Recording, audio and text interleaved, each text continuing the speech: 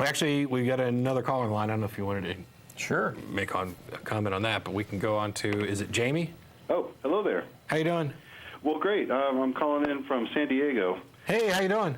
Very good. I've been catching up on about the last year of your podcast in the last 2 months, because I do a lot of driving for work, so it gives me a lot of good stuff to listen to. I'm sorry. No, that's all right. It's good, and I didn't want to call in until I was really kind of up to date and make sure you didn't get into the topic I wanted to ask you about. So actually, you're on. This is Matt. Mark Loewe is joining us because Ashley's out today. So. Hi, Jamie. Hello there. Well, no problem. Well, I guess I'll get right to it. I'm an atheist out here, but I'm still kind of developing some of the arguments in my own mind before I feel real comfortable taking it public with people. And one of the things that's kind of come to mind, I read Dawkins' book, and I do agree with the concept where he said that basically everything should be, if you believe in evolution, that everything should be explainable through evolution either directly or indirectly. And so I've thought about that, and I know in his book he tried to kind of connect the dots as to how religion evolved in a kind of an evolutionary way. Right. And I don't really feel like in his book he completely connected all the dots. So I'm still kind of trying to figure it out in my own mind and wanted to see what you guys thought. I don't know that he completely connected all the dots either. And to be fair, this is a concept that's come under fire a lot lately. I'm not sure that it's possible to clearly connect all the dots, because what we're really talking about is, if we begin with the base assumption, which could be wrong, could be right, but at least it's fair for the sake of argument, that religions are a natural phenomena, as Daniel Dennett would say, then clearly they had to have some origin, and there must be some explanation for how they grew and changed over time. A lot of people are saying that some of these guys are just too enamored of Darwinian evolution or natural selection as a tool for, as Daniel Dennett has called it, being the universal acid that would allow you to resolve any of these problems. I think that the people who are accusing them of overusing it, I think they're wrong. I do see it as a universal acid or solvent. I think it's probably, and the beauty is in the simplicity. It's not that what Darwin came up with, or true Darwinism or Darwinian evolution, has become an explanation for everything. But the explanation for everything is that change occurs, and there are agents, agents probably isn't the best word. There are selection criteria that determine whether or not the change is positive or negative, whether it benefits, whatever it is, whether it be a biological individual or a meme. Right. Like a social evolution, if you will. Sure. Now, I don't know that there's an explanation that is solid and firm. I mean, it's kind of like doing history. Of course. But there are certainly things that seem plausible in coming up with explanations. One of the things, and I meant to add on this before, and you might not have called in, I was talking a little bit about Dinesh D'Souza's new book. One of the comments that he makes in there is about people like Dennett and other people who use Darwinian evolution, natural selection as an explanation for the evolution of religion. He says, well, they would just claim that this is a bit of wishful thinking, that people were afraid of dying and not sure what would happen in the afterlife, didn't want to be remembered. And Dinesh says, and I kid you not, wishful thinking explains heaven, but not hell. Well, no, you're completely wrong. It explains both of them, because what's the wish? It's not that I get to go to a better place. It's the wish that I don't go to the other place. The wish is that I don't go to hell. I mean, those are correlated, but also it's a wish for justice. And how does that evolve? Well, it comes from living life and seeing that, you know what? People don't always get what they deserve. There are bad people who profit and benefit off of good people. And there's a really strong desire to see them either get their due or know or believe that they're going to get their due after they're dead. That, you may have benefited in this lifetime, but you're going to suffer for it in the next one. And the next one's the one that's the most important, because it lasts forever. and everything you do here determines what you get. So Dinesh D'Souza is simply wrong. Wishful thinking does account for both heaven and hell, and almost every other kind of paradigm you can think of when you talk about perhaps reincarnation, where you're trying to constantly better yourself, and you can go either way. Well, wishful thinking, in the simplest sense of myth building, applies. And it certainly seems like special pleading to say, well, it applies to all of those other religions that got it wrong, but it doesn't apply to my religion because I've got an ancient book that told me it was right. Of course, right. And I like what you've said a couple times, where you mentioned all the different types of religion, that they all can't be right, but they could all be wrong. That's become one of my favorite thoughts. Yeah, mine too. What are you? I don't know how much you've studied on that, about the ideas of natural selection as kind of an approach to so many problems beyond just biological origins.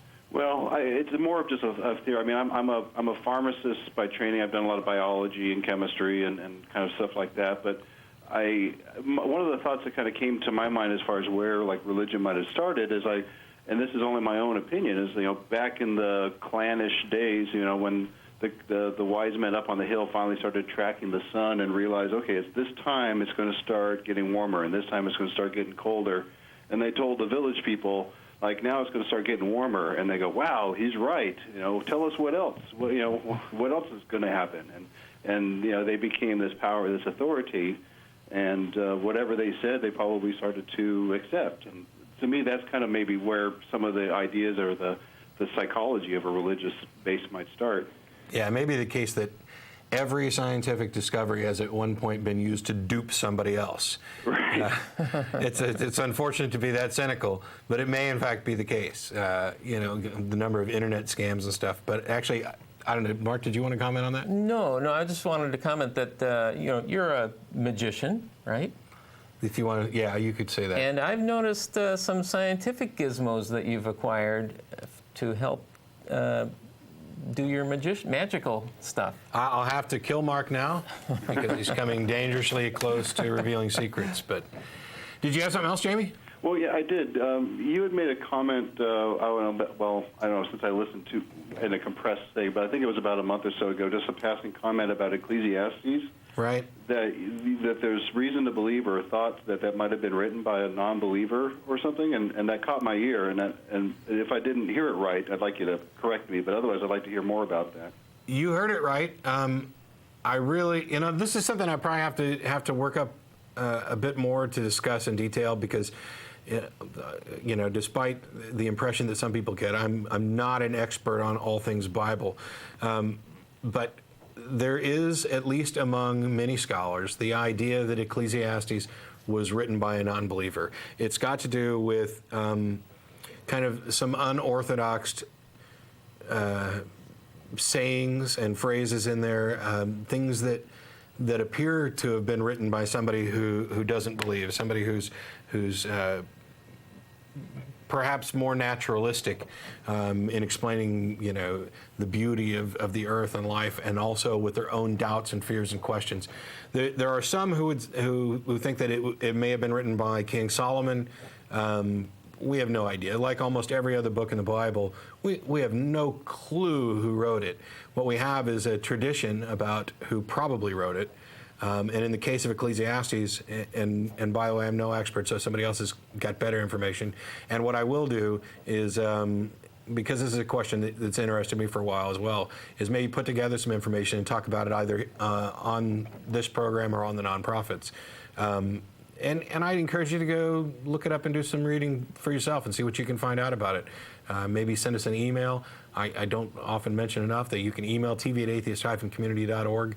But yeah, it was a statement I made in passing and didn't want to get into because I don't know enough to confirm it. But I do know that there are a number of experts that are biblical scholars that think that Ecclesiastes might have been written by a non-believer.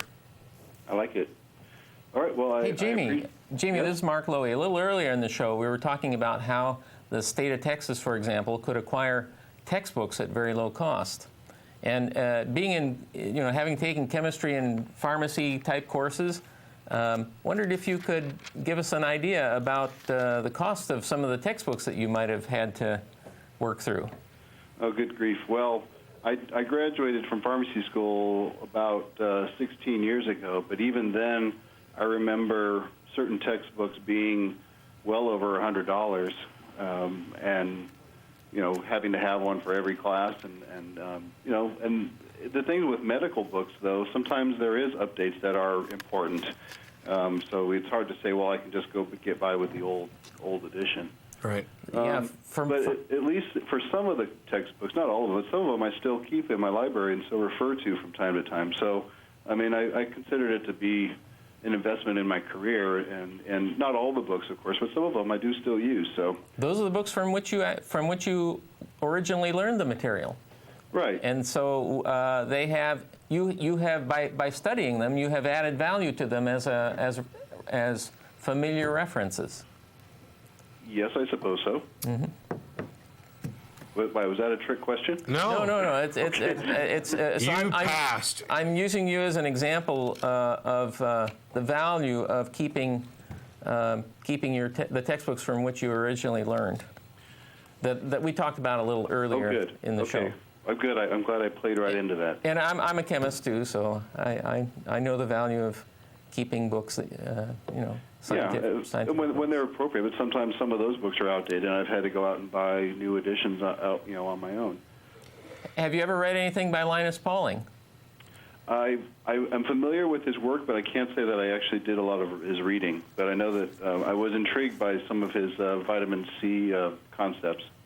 He's got a really good book on general chemistry, now available through Dover. Huh. I'll have to add him to my wish list here. Mm-hmm. So before we go pimping out books, I want to thank you for calling. You said you were in San Diego? Yes, I'm in San Diego. Is it raining? No. Really? It rains here. No, it's sunny, and it's actually darn warm today. Everybody from San Diego tells me that every time I talk to them. And when I was in the Navy, I ended up going down to San Diego for training.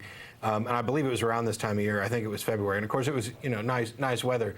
But it rained the whole time I was there. So I had this really crappy image of San Diego. Oh, so. Well, you can have stretches like that, but that's why it's so expensive. But I have a soft place in my heart for Austin. I almost went to pharmacy school out at UT, and I've actually got half a mind sometime to come out there on a trip, and so I can meet up with you at the happy hours.